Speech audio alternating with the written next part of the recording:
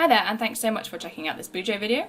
So today my theme is going a bit retro and we're travelling back to the 80s, but I'm also trying to tie it in with my theme of travel throughout the year. So we are heading to Miami this time. So I actually had something completely different planned to do this month, but when it actually came to doing the design I wasn't really feeling it. So I just started running with an idea that I'd had ages ago to do a theme that's sort of 80s based. I've been listening to some like synthwave music recently, and although it's modern, it kind of really harks back to the 80s style of music. And yeah, it's just it's a vibe. I really like it. And then also I was thinking how I could probably link that back to Miami because of the TV show Miami Vice, which I've actually never watched, but that was really big in the 80s, I believe. And then also the recent Formula 1 race was in Miami, and I've been playing a video game quite a lot that one of the levels is set in Miami, so I just feel like Miami is very much in my mind at the moment. So it just seemed like everything was coming together with the whole 80s theme and the kind of cyber synthwave vibe, and then that matching up with Miami. I don't know, it might be a tenuous link, but it's my journal, so what the heck.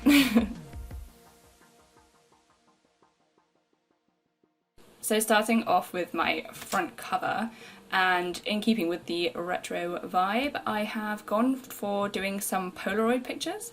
And I'm doing them separately on watercolour paper because although the paper in the notebook therapy notebooks are very good quality, they don't handle watercolour very well. I guess because I'm doing some graduated colours, I need quite a lot of water to thin out the paint, and then of course if it's not watercolour paper it just rumples up and it doesn't handle it very well. So yeah, I'm just doing my Polaroids on separate pieces of paper. And my first one, I just start off with a wash of purple for the sky, sort of like really magenta-y pinky purple.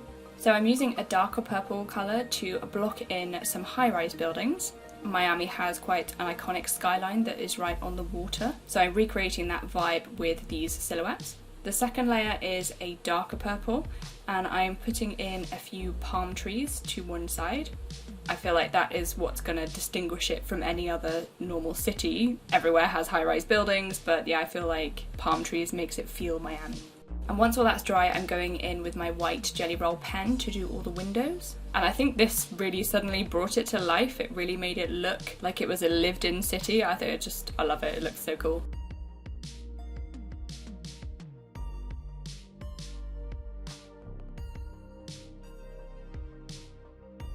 Once all of that is dry, I'm using a neon pink gel pen to write June along the bottom.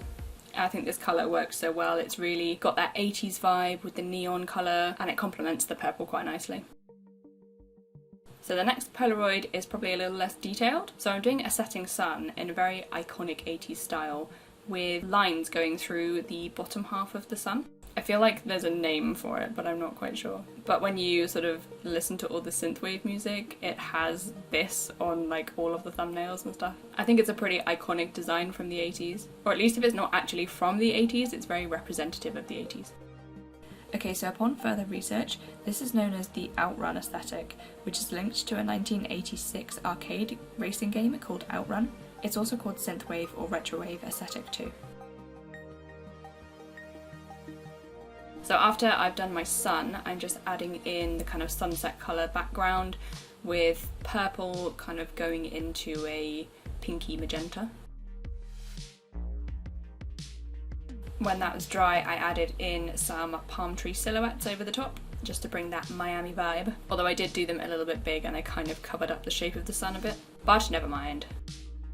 As I have done with my previous videos, I've got to get some facts in about my chosen location. So Miami is a city in the United States of America, in the state of Florida. According to good old Wikipedia, it has the third largest skyline in the US, with over 300 high-rise buildings, so I'm definitely feeling like my painting designs were a good choice. Apparently it is the third richest city in the US, and has one of the largest concentrations of international banks in the country. Miami is famous for its many beaches and water sports. It's particularly good for divers who want to explore the Florida Reef and the many shipwrecks along the coastline.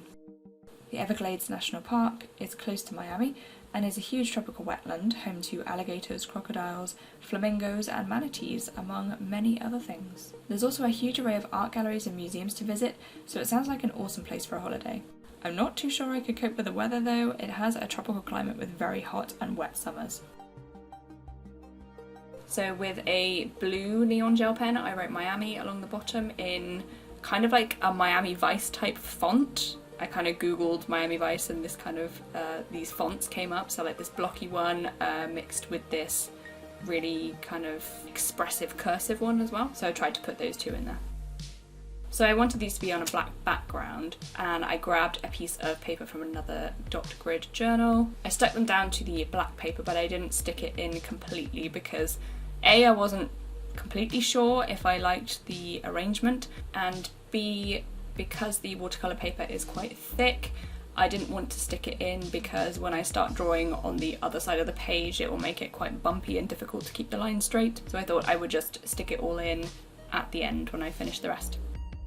So onto the calendar page, and I decided to use some more black paper to tie in with the front cover design. I did this before remembering that I would then need to use a white pen to write everything down. It's not too bad, I just need to remember to keep it with me, like when I was using a full blackout journal. As usually when I have a white page journal, I'll just use whatever pen I have to hand. I'm doing a much larger calendar this time. I tried doing a really small one last month, and I do just prefer having a larger one. It's easy to see everything at a glance instead of having to look through a list of events because they won't all fit on the calendar itself. I used a purple felt tip pen to draw all the outlines, and again I think this shade matches really well with the 80s vibe. When all the black pieces are stuck down, I think the shape is kind of reminiscent of a building or an office block with lots of floors, which is pretty cool and fits in nicely with my theme.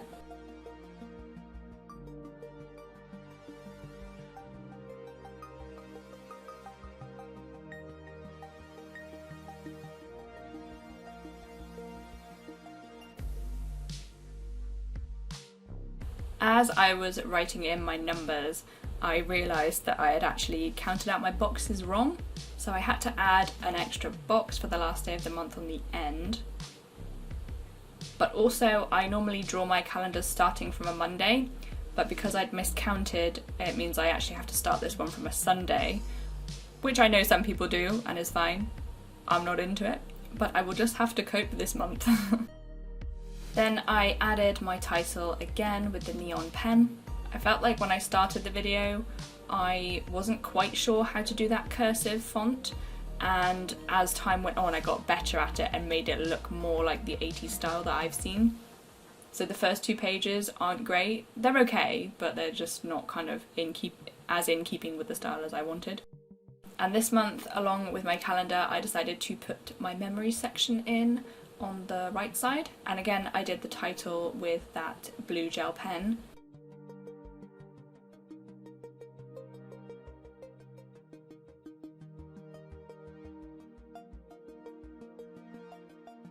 I didn't have many plans for this page. I wasn't really sure how I was going to decorate it, and just leaving it as it was, I just thought that looked really weird and empty and I definitely needed more. So I just randomly decided to whack some palm trees in on the bottom.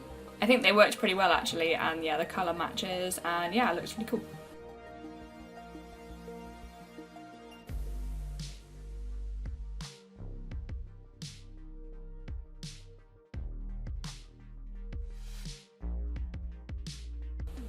For my next pages, I started off with some decorative pieces again, and again I used watercolour paper because I was going to get very wet and have a couple of layers. And this was just going to be exactly the same as the first Polaroid I did on the front cover. So purpley sky and then 2 layers of high-rise buildings. I had actually planned to leave some gaps in the front layer between the buildings and do some more palm trees because, as I mentioned before, I felt like that was what really tied it into being Miami, but I was kind of just really in the zone when I was painting it, and also I was on a phone call with a friend and I wasn't really concentrating as much as I could have been, and I just totally forgot it and just carried on with the repetitive block pattern. So unfortunately there's no palm trees in this one. It's okay, it's not the end of the world, it's a repetitive pattern, but I kind of feel like it maybe looks a bit more like, I don't know, like Beijing or Singapore or something because it's so built up. Yeah, I think those palm trees really do add what I need for this design, but never mind.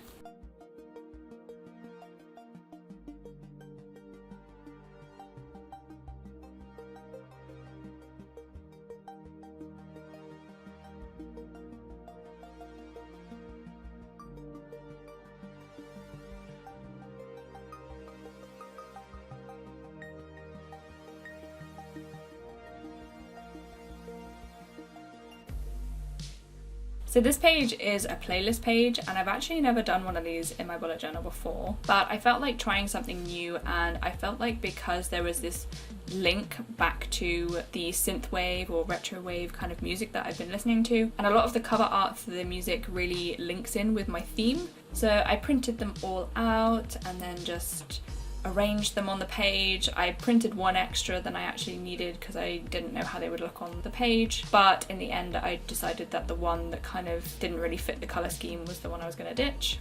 One of these songs is actually Crockett's theme, which is the theme tune from Miami Vice, but it is a modern version of it, not the original. Maybe I will link all the tracks in my description if people want to check it out. They're not very mainstream, it's probably a bit unusual, but I'm really into it.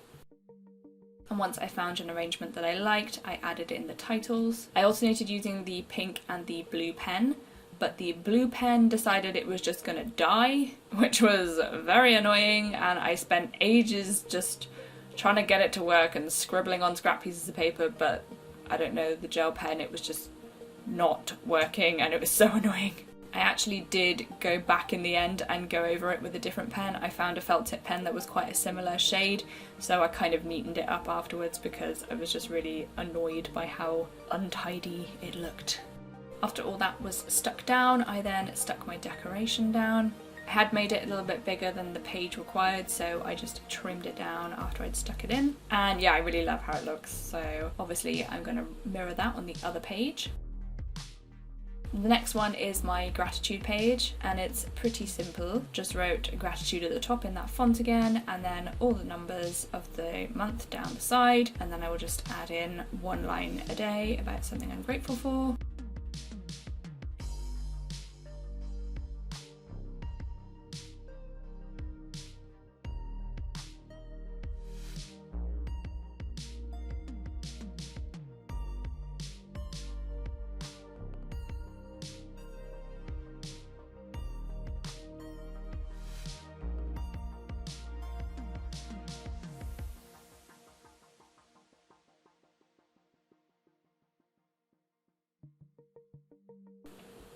Okay, so the next page is for my trackers, and I started off with the title, but I did that thing again where I focus on the action of drawing and not what I'm writing, and of course I made a spelling mistake again.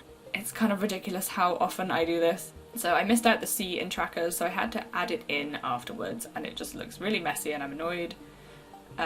To the point where actually after I finished filming I decided to stick a piece of paper over the top of it and redo it. I definitely can be a perfectionist sometimes, but only if I know I can do it better. If I know I've done my best at something, even if it's not what I would consider perfect, I'm okay, I can let it go. But yeah, if I know I've done it badly because I wasn't concentrating, then I have to go and change it. So as usual, I'm just doing my plant watering tracker and my yoga tracker. By this point I'd just given up on the blue gel pen and got the blue felt tip pen instead, and I think it looks fine. And this month, instead of having my habits on the same page, I decided just to mix it up a bit, do something different, and I put my to-do list on that page.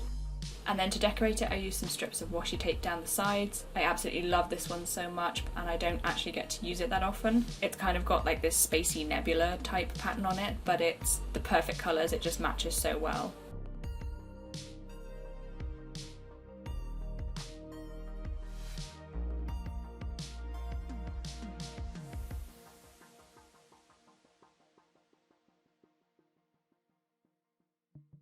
And then onto my weekly spreads. So this time I'm adding a bit more in there than I normally would. So I'm doing a whole week on one page, and I'm giving quite a small space compared to what I normally do for each day of the week. And I've added a box for tasks. So although I have an overall to-do list for the month, I was thinking it might be helpful to have a breakdown of that per week, so then I can write what I'm focusing on for that week, rather than always going back to my massive to-do list and thinking, oh, I haven't done this, or I don't know where to start. I've also included my habits on each week rather than on the tracker page. No real reason for that, I just felt like having a bit of change, and I always used to do it this way actually, but I haven't done it for a while, so just thought mix it up a little bit.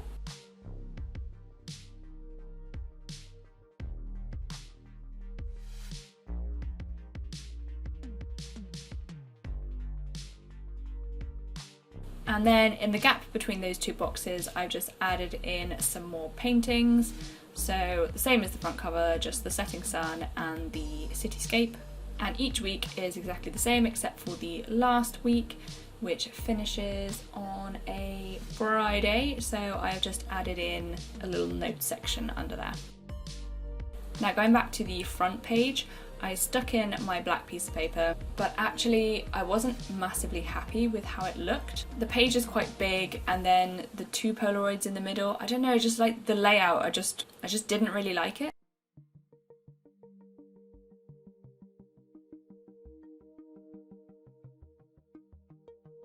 So I tried putting some more washi tape on the top and the bottom, and I think that did improve it, but I still just wasn't really sure about it. So in the end, I actually ended up taking the whole thing off and redoing it, placing the Polaroids in a slightly different configuration. That meant I did have to faff around with the bit that I cut out from the first one and add a new piece back in, like a little jigsaw, which actually didn't take too long, it was fine. I put a border of the washi tape all the way around the edge, and then put a little bit of washi tape on the top of each one as if that was what was sticking it down. And then just to fill in those gaps a little bit, I added some sparkles with the white gel pen. And there we have it, my Miami 80s retro themed bullet journal. I think this one is a bit different than what I would normally do, but I am quite pleased with how it turned out. I really love the Polaroids. I'm still not massively sure about how the layout of that page looks, and I really love the playlist page, so I might do some more of those in the future, who knows. I hope you enjoyed the video. If you did, please feel free to leave a comment and a like, and subscribe if you want to see more arts and crafts and bujos. Thanks so much, bye!